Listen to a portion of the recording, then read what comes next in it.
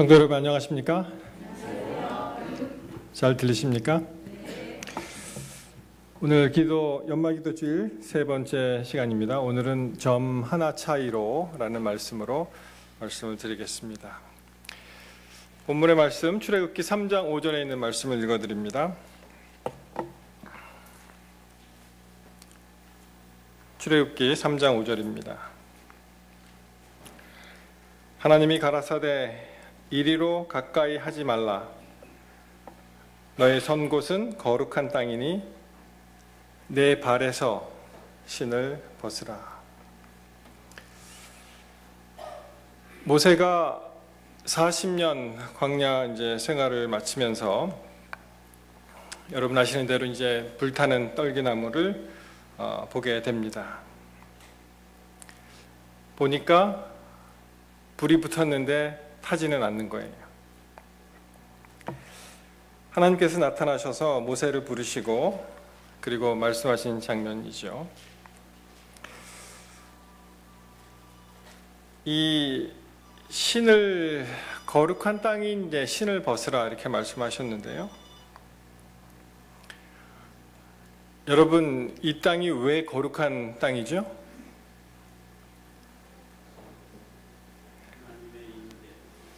네, 감사합니다. 그 땅이 거룩하게 된 것은 그 땅 자체가 거룩한 곳이 아니고 바로 하나님이 계시기 때문에 그렇습니다. 이 신을 벗으라 이렇게 명령을 하셨는데 제가 어렸을 때는 그 본당에 들어갈 때 이렇게 신을 벗고 신발 주머니에 넣든지 이렇게 신장에 넣은 그런 기억이 납니다. 미국에서는 그냥 신을 신고 들어가죠. 그 가정집을 말씀드리는 겁니다. 제가 이제 라나 파크 교회에서 그 바로 옆에 미국 교회가 있어요. 그러니까 미국 교회와 이제 한국 교회를 같이 섬기고 있는데 이제 미국 교댁을 잠시 방문할 기회가 있으면 그냥 신을 신고 저벅저벅 들어갑니다. 어떨 땐 좀 편하더라고요. 이렇게 뭐 벗거나 그런 거 없이. 근데 우리 한국 정서는 사실 신을 벗고 들어가죠. 집에 들어갈 때. 굉장히 무례하죠. 신을 신고 들어간다면은. 이런 이야기가 있습니다. 왜 거룩한 땅인데 신을 벗으라 하셨을까? 여러분 왜 신을 벗으라고 말씀하셨을까요? 실제로 전에 그 최춘선 할아버지 그 이야기 아십니까? 그 지하철에서 맨발로 전도하셨던 그분. 그래서 그분이 이제 돌아가신 다음에 그 제자들이 만나서 왜 이 할아버지는 신을 벗고 그렇게 엄동설안에 돌아다녔을까? 그런 이제 생각을 하게 되었습니다. 그분이 이제 그쭉 유튜브에 나오는 그 내용을 보면은 내가 남북 통일될 때까지 신을 벗고 이렇게 전도하겠다. 뭐 그런 말씀을 하시는 기억이 나는데요. 그 제자들이 정말 그 PD랑 이제 모여서 우리 한번 같이 신을 벗어보자. 그렇게 얘기를 했어요. 그리고 딱 벗어보니까 그분들이 뭐라고 얘기했냐면은 사람이 굉장히 겸손해지더라는 거예요. 신발을 벗으니까 맨 땅에 신을 신고 있어 보니까 굉장히 겸손한 그런 마음이 들었다. 그런 간증을 했습니다. 이 비슷한 말씀이 여호수아 5장 15절에도 나오죠. 여호와의 군대 장관이 여호수아에게 이르되 내 발에서 신을 벗으라 내가 선 곳은 거룩하니라. 여호수아가 그대로 행하니라. 그 앞에 13절하고 14절 내용을 보면은 이제 여호수아가 여리고 그 정복을 위해서 가까이 그 접경에 왔을 때 어떤 사람이 이제 칼을 빼들고 그리고 이 여호수아하고 이제 마주치는 장면이 나오죠. 그래서 이렇게 물어봅니다. 내가 우리를 위함이냐, 우리의 대적을 위함이냐 이렇게 물어봅니다. 그때 그가 뭐라고 얘기하냐면 나는 여호와의 군대 장관으로 왔느니라 이렇게 얘기를 해요.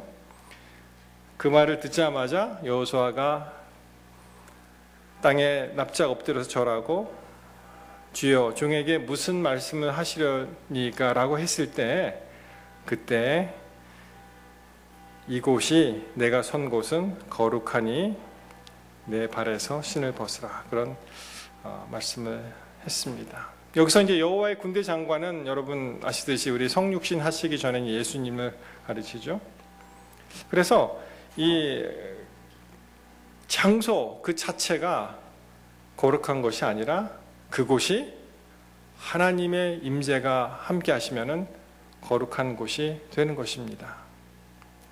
여러분 지금 연말기도주일로 다 이 성전에 모였습니다. 그렇지만 우리가 예배하는 이 순간에도 잡다한 생각으로 몸은 여기에 있지만 마음이 공허해서 여기저기 정신이 왔다 갔다 한다면 그것은 거룩한 곳에 있는 것이 아닙니다.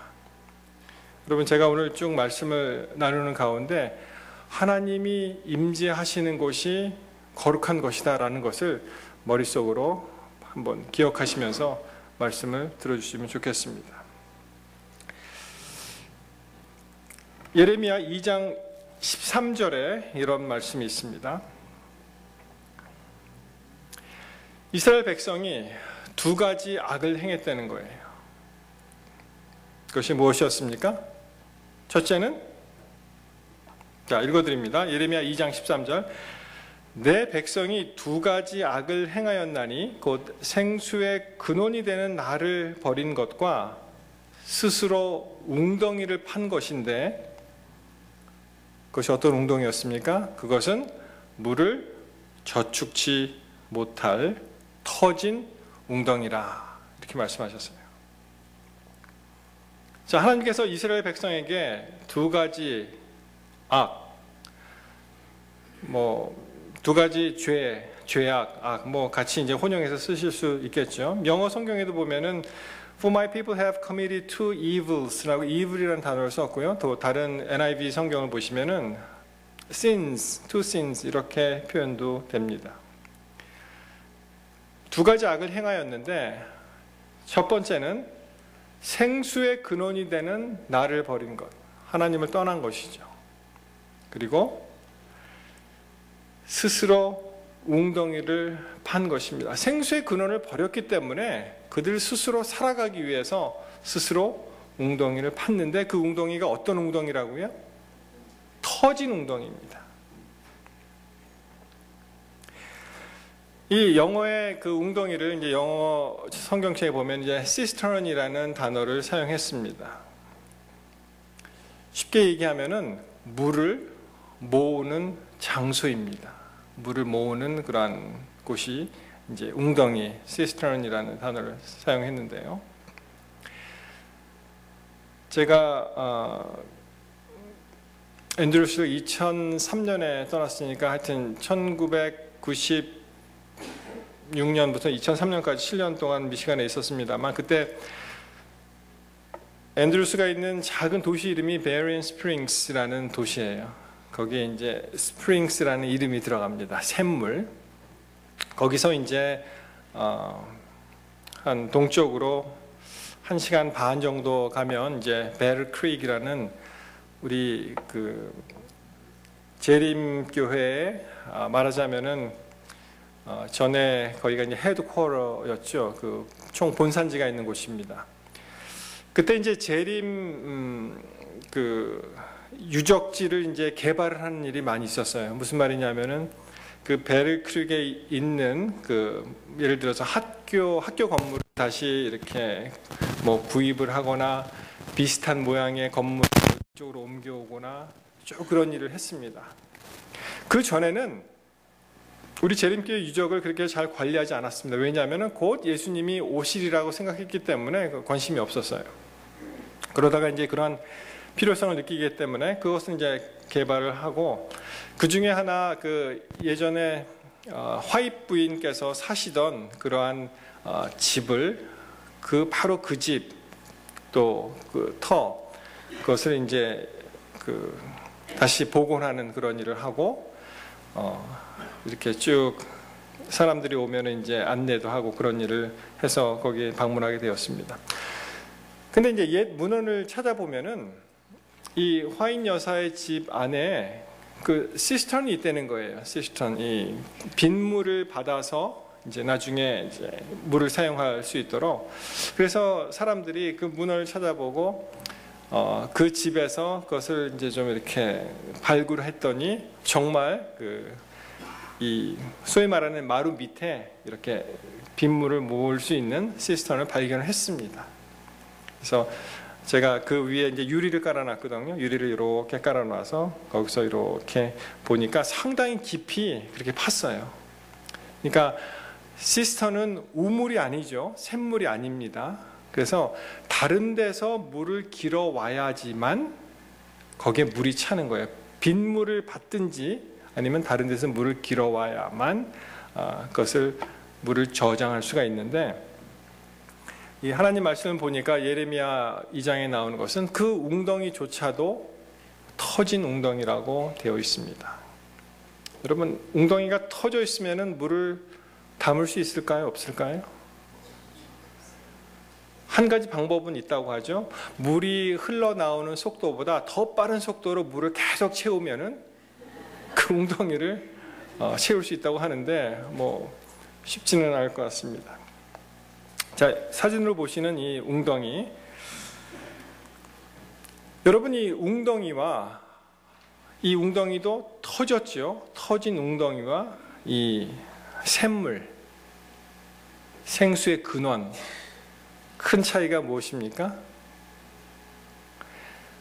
생수의 근원이 되는 이 샘물은요, 계속 거기서 스스로 물이 솟아오릅니다.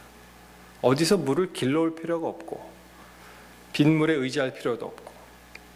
그러나 이 웅덩이는 아까 말씀드린 대로 어디서 물을 길어와야 되고 수고를 해야 됩니다. 비에 의지해야 됩니다. 그러나 이 웅덩이는 터진 웅덩이라고 그렇게 말씀을 하셨어요. 여러분, 우리의 삶이 마치 이와 같습니다. 왜냐하면은 하나님께서 우리를 사랑하사 다 어떻게 살라고 말씀을 하셨는데, 우리가 인간의 얄팍한 그런 머리 굴림에 빠져서 또는 사단의 어떤 유혹을 받아서 그것을 잃어버린 것입니다. 하나님 중심의 삶을 살아야 되는데, 이제는 하나님은 안 보이고 멀리 계시고 뭐 소통도 안 되니까 잠깐 접어두고 그 다음에는 우리가 사는 거예요.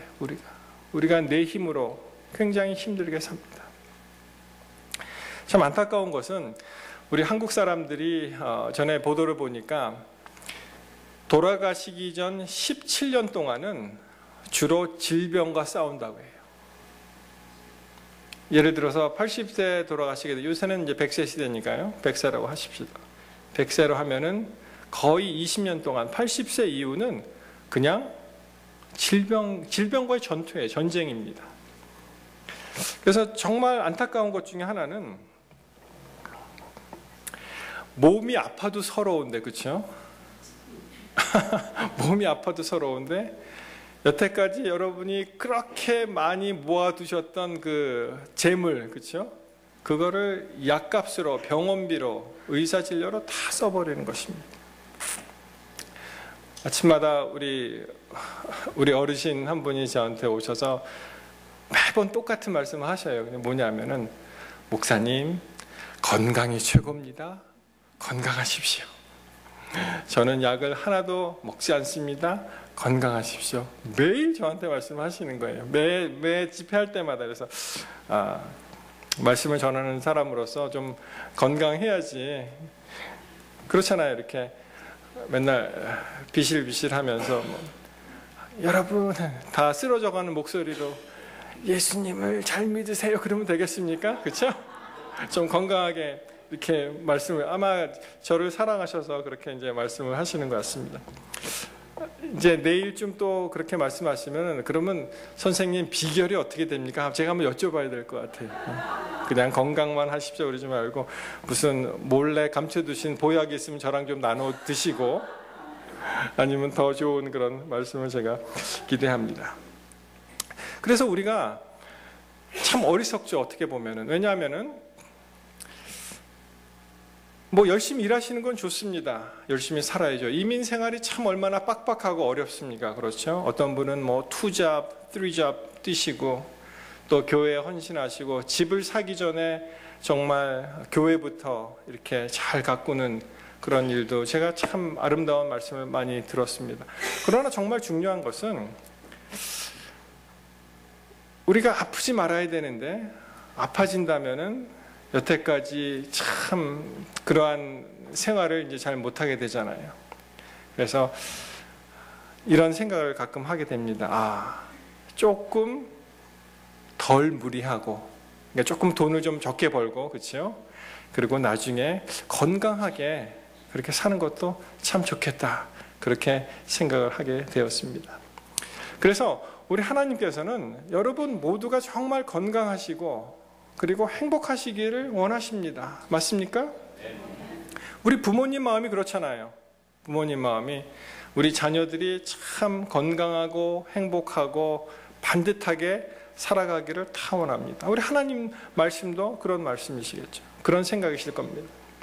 그래서 하나님께서는 이미 우리에게 누차 성경 말씀을 통해서 여러 가지 방법들, 그리고 어떻게 하면 잘 살 수 있는 그런 방법들을 누누이 제시해 주셨습니다. 자, 다른 성경절 하나 보겠습니다. 이 출애굽기 3장 5절을 이제 지나가서 3장 8절로 가시면 그들이 이제 어느 땅에 들어가도록 약속이 되어 있습니까? 잘 말씀하셨어요. 다른 말로 하면은 어떤 땅이라고 되어 있습니까? 성경에 젖과 꿀이 흐르는 땅. 자, 3장 8절 같이 보시겠습니다. 내가 내려와서 그들을 애굽인의 손에서 건져내고 그들을 그 땅에서 인도하여 아름답고 광대한 땅, 젖과 꿀이 흐르는 땅, 곧 가나안 족속, 헷 족속, 아모리 족속, 브리스 족속, 히위 족속, 여부스 족속의 지방에 이르려 하노라. 이렇게 말씀하십니다. 여러분, 젖과 꿀이 흐르는 땅, 어떠한 그 이미지가 이렇게 딱 나타나십니까? 가보고 싶으세요? 젖과 꿀이 흐르는 땅.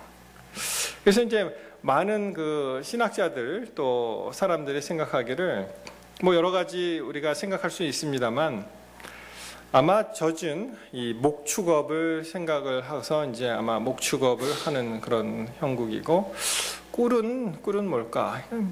양봉업을 하나? 이렇게 생각하시는 분도 있고, 풍성한 곡식의 수확을 나타낸다. 이렇게 생각하시는 분도 있습니다. 중요한 것은 하나님께서 그 애굽의 기름진 땅에서 불러내어서 이 젖과 꿀이 흐르는 땅으로 인도하신다고 약속을 하셨는데, 젖과 꿀이 흐르는 땅 우리 다 가보고 싶다고 말씀하셨는데요. 사실 성지에 가시면은 우리 그 바이블랜드에 갔다 오신 분이 계실 줄 믿습니다. 가시면은 젖과 꿀이 안 보입니다. 이렇게 보여요. 무슨 땅이에요, 이것이? 광야입니다. 광야. 다른 사진을 보여드리면은 엄청난 광야죠. 광야로 인도해 내시는 하나님의 섭리를 우리가 어떻게 이해할 수 있을까? 젖과 꿀이 흐르는 땅은요, 성경에 두 가지로 다르게 나타나는데, 먼저는 민수기 16장 13절입니다. 이 고라의 반역 사건을 통해서 민수기 16장에 나타나는 그러한 배경을 우리가 아시겠는데요. 보면은, 자, 한번 잘 보시기 바랍니다. 내가 우리를, 이제 모세하고 반역하는 거잖아요. 내가 우리를, 그러니까 이제 모세와 지도자들이 우리 그 반역의 무리를 젖과 꿀이 흐르는 땅에서 이끌어내요. 그러니까 이 땅은 무슨 땅이에요? 애굽 땅. 여기서 말하는 젖과 꿀이 흐르는 땅은 애굽 땅입니다. 젖과 꿀이 흐르는 땅에서 이끌어내어 광야에서 죽이려 함이 어찌 작은 일이기에 오히려 스스로 우리 위에 왕이 되려 하느냐. 근데 정말로 이 애굽 땅은 그들이 생각하는 젖과 꿀이 흐르는 땅이었습니다. 그러나 하나님께서 말씀하시는 젖과 꿀이 흐르는 땅은 다른 땅이에요. 그 바로 다음 절에 보시면 민수기 16장 14절입니다. 보시면 이뿐 아니라 내가 우리를 젖과 꿀이 흐르는 땅으로 인도하여 드리지도 아니하고 밭도 포도원도 우리에게 기업으로 주지 아니하니 내가 이 사람들의 눈을 빼려느냐 우리는 올라가지 아니하겠노라. 그래서 이 젖과 꿀이 흐르는 땅이 3절과 14절에 이제 연거푸 나오는데, 맨 처음에 나타나는 젖과 꿀이 흐르는 땅은 그들 생각에 풍요로운 애굽 땅을 이야기하는 것이고, 그 다음 절에 나오는 젖과 꿀이 흐르는 땅은 하나님께서 약속하신 젖과 꿀이 흐르는 땅입니다. 여러분, 이 젖과 꿀이 흐르는 땅을 한번 비교해서 한번 영상을 보시겠는데요.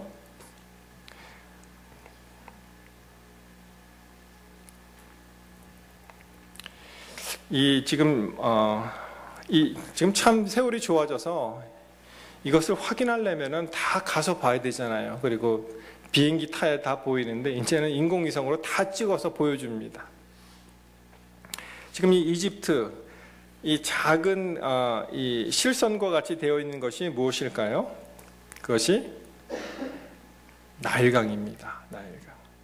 나일강 중심으로 이렇게 모여서 참 열심히 사람들이 살고 있습니다. 자, 이제 세상이 좋아져서 이렇게 인공위성으로 다 이제 찍어주는데요.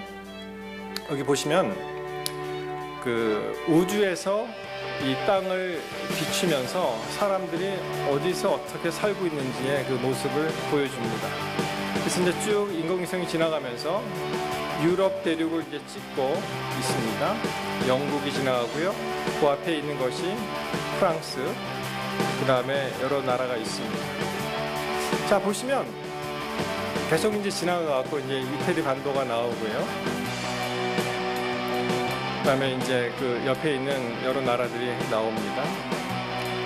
자, 여기서 이제 주위에서 보셔야 되는데,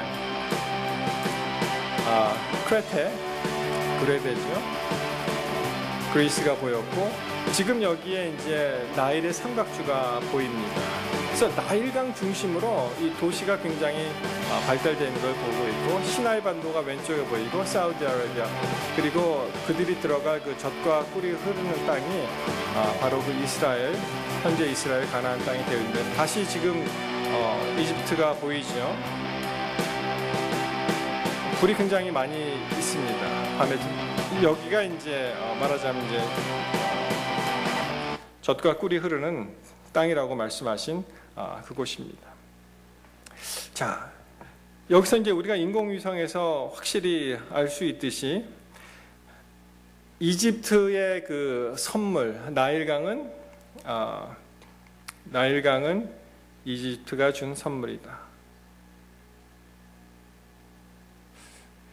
이 보시면은 이제 신명기 11장 8절로 12절에 보시면, 그러므로 너희가 내가 오늘날 너희에게 명하는 모든 명령을 지키라. 그리하면 너희가 강성할 것이요 너희가 건너가서 얻을 땅에서 들어가서 그것을 얻을 것이며, 9절, 또 여호와께서 너희 열조에게 맹세하사 그와 그 후손에게 주리라고 하신 땅 곧 젖과 꿀이 흐르는 땅에서 너희의 날이 장구하리라. 젖과 꿀이 흐르는 땅이 다시 나왔고요.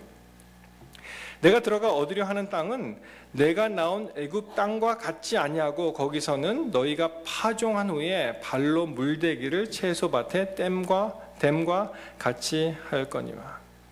아까 그 영상에서 보셨듯이 나일강이라는 천혜의 선물이 있잖아요. 거기서 이 수차를 이용해서 그렇게 뭐 높낮이도 높지 않은, 이스라엘과 비교하면 높낮이도 높지 않은 그런 곳에서 나일강에서 수차를 이용해서 발로 펌프 이제 질을 해갖고, 그리고 얼마든지 물이 이 풍요로운 곡창지대로 넘어올 수 있는 그러한 성경 표현으로 너희가 파종한 후에 발로 물대기를 채소밭에 댐과 같이, 그렇게 풍요로운 땅이 바로 이집트 애굽 땅이었습니다. 그런데 11절에 보시면 너희가 건너가서 얻을 땅은 산과 골짜기가 있어서 하늘에서 내리는 비를 흡수하는 땅이에요.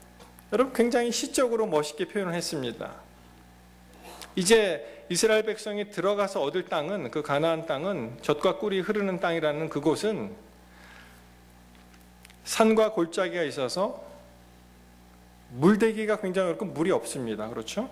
하늘에서 내리는 비를 흡수하는 땅이다. 이게 무슨 말입니까? 하늘에서 내리는 비를 흡수하는 땅이다. 굉장히 멋스러운, 멋진 표현을 했습니다만, 이 땅은 우리 예전에 농사 지으신 분들, 논농사 지으시는 분들, 무슨 답이라고 하죠?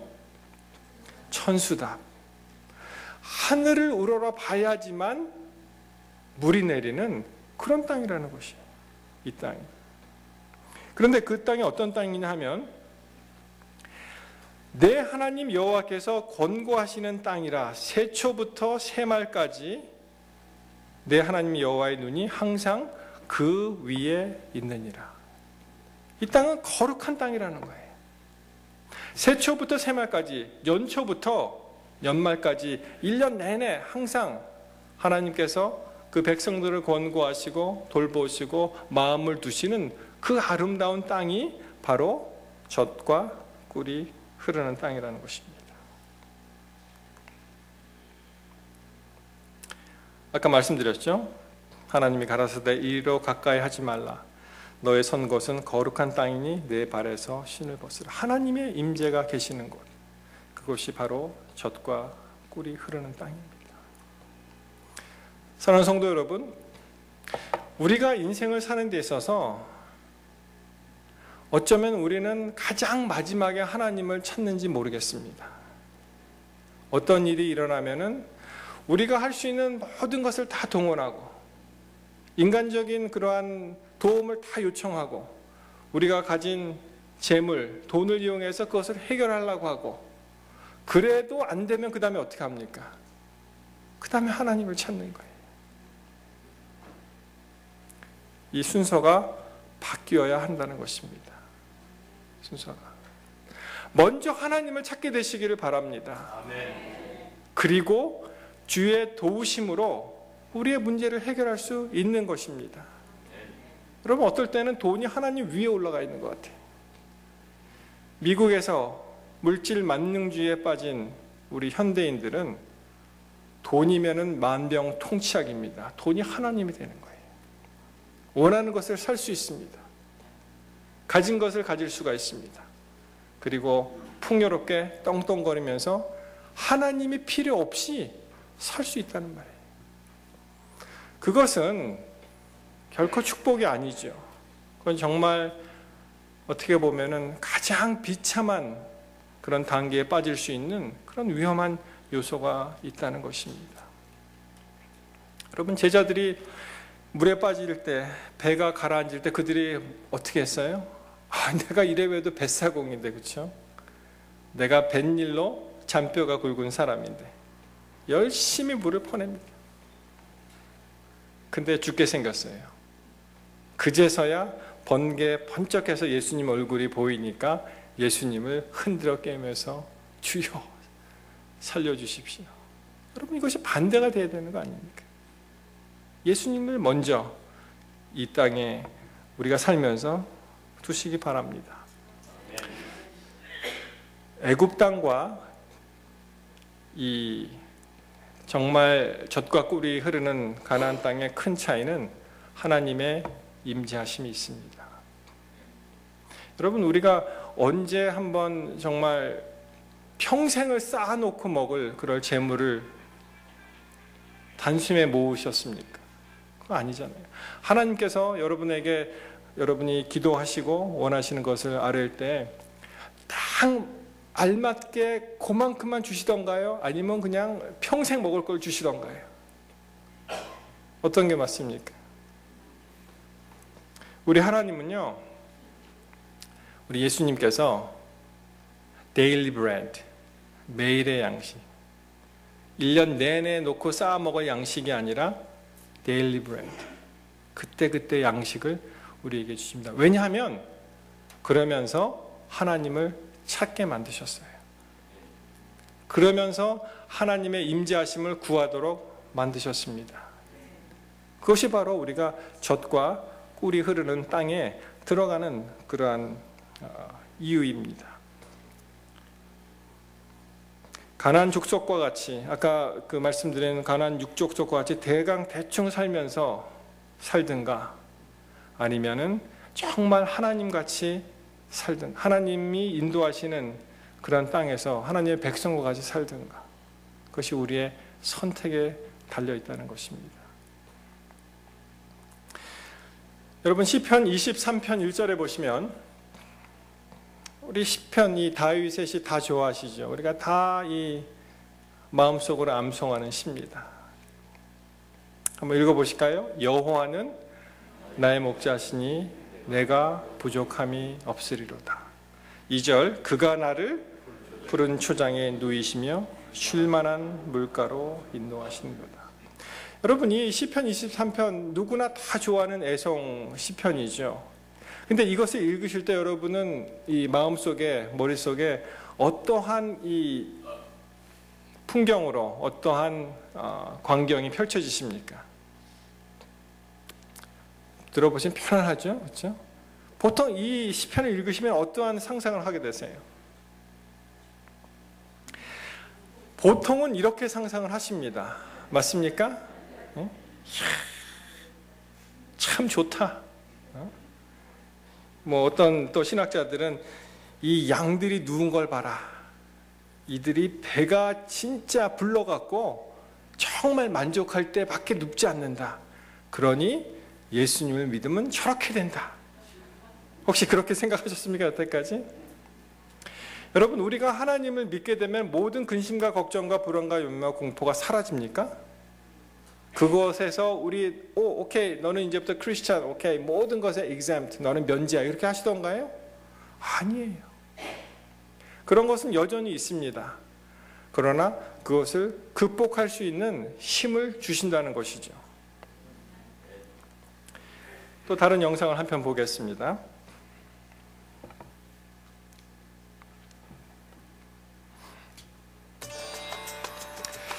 자, 이제 이집트, 그들이 말하는 젖과 꿀이 흐르는 땅이죠. 굉장히 당시에 그 문명이 발달해서 피라미드를 세우고 막 이렇게 이제 문명이 발달되어 있는데, 한 목사님이 사람들을 이끌고 이 환상에서 벗어나도록 이 영상을 만드셨어요. 정말 젖과 꿀이 흐르는 땅이 어떤 땅이냐 하는 것입니다. 이 젖과 꿀이 흐르는 땅은요, 아주 적은 그러한 강우량을 가지고 있는 땅입니다. 여러분, 놀라지 마십시오. 다윗이 말하는 시편 23편은 저렇게 척박한 땅입니다.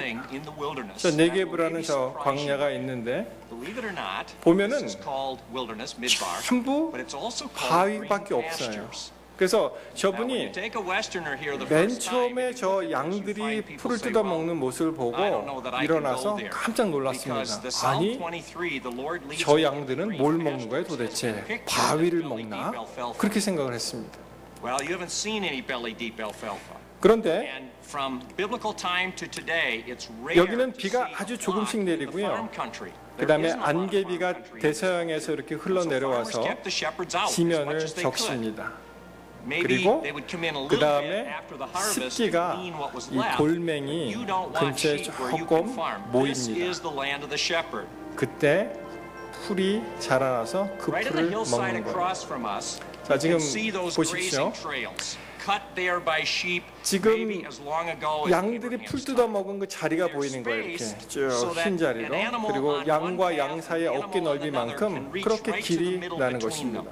여러분, 저 땅은요, 곡식을 재배할 수 있는 땅이 아니기 때문에 굉장히 적은 양의 곡식만 나오기 때문에 양들은 다 저렇게 척박한 곳으로 보내는 거예요. 그래서 저렇게 양들이 다니고 있습니다. 자, 이 강사분이 이제 계속 설명을 하는데요.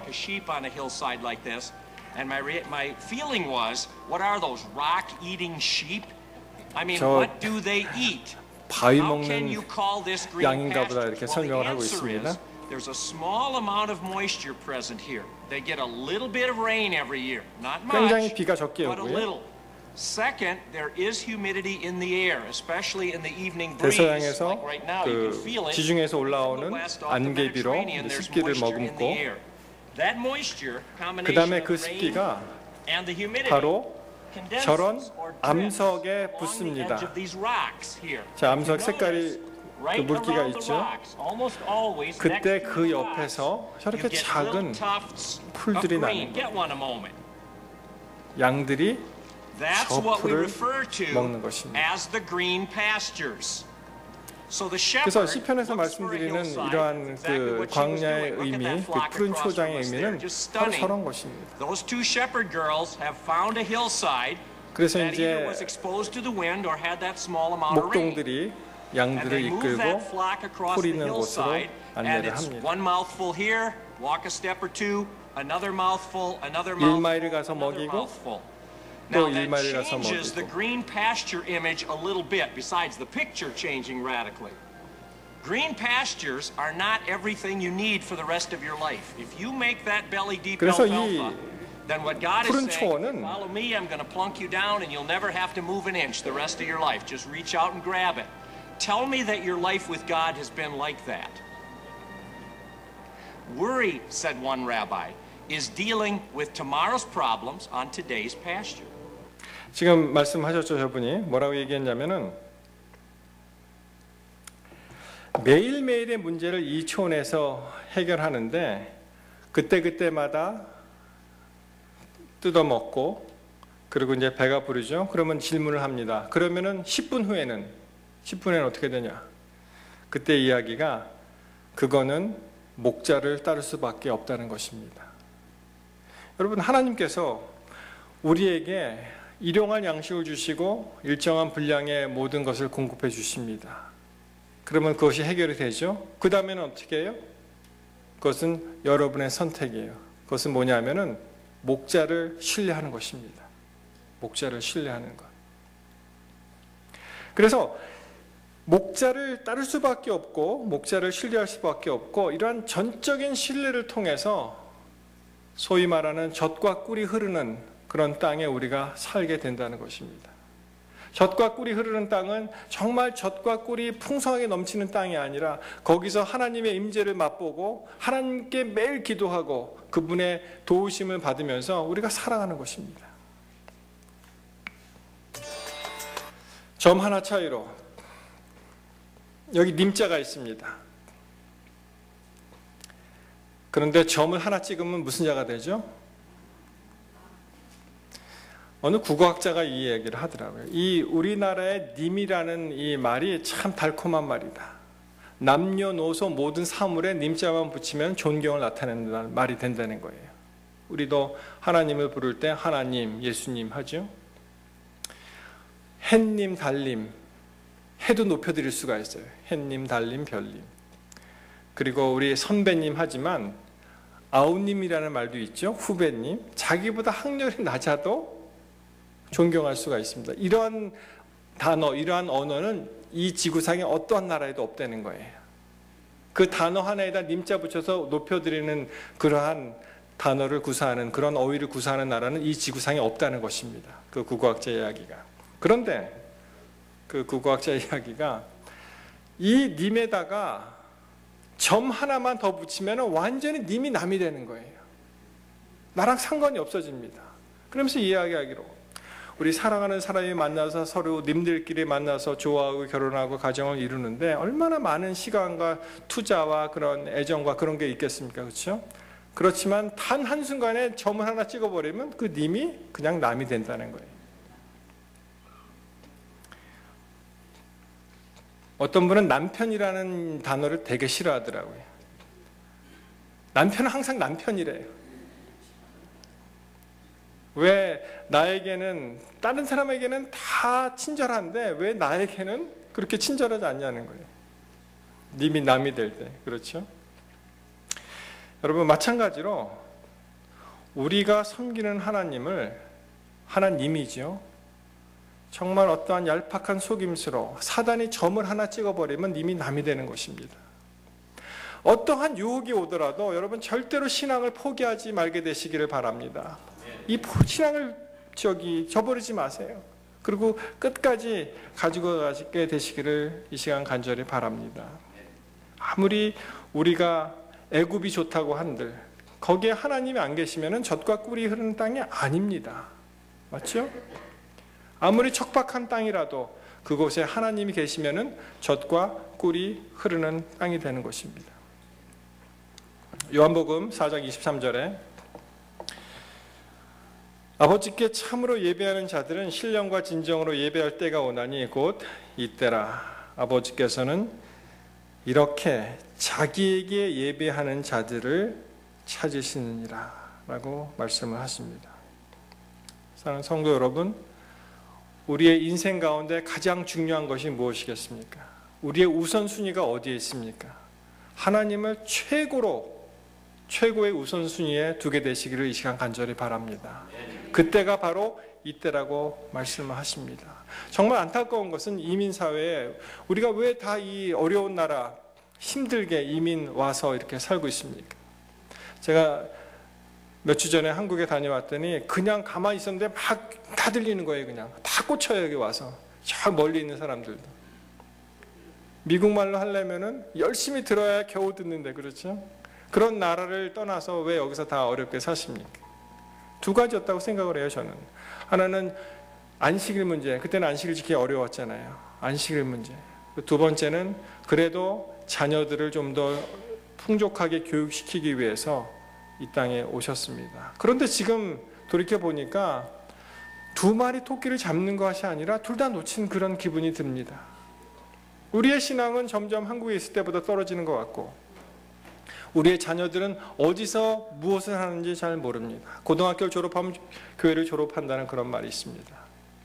사랑하는 성도 여러분, 그러나 우리가 이제 다시 한번 여호와께로 돌아가기로 작정했기 때문에 정말 예배가 회복이 되고 그리고 젖과 꿀이 흐르는 그 땅을 이 땅에서 맛보게 되시기를 이 시간 간절히 바랍니다.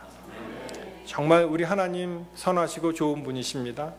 그분께 모든 것을 다 맡기시고 진정으로 주와 동행하는 그런 귀한 성도의 삶을 살게 되시기를 이 시간 간절히 바랍니다.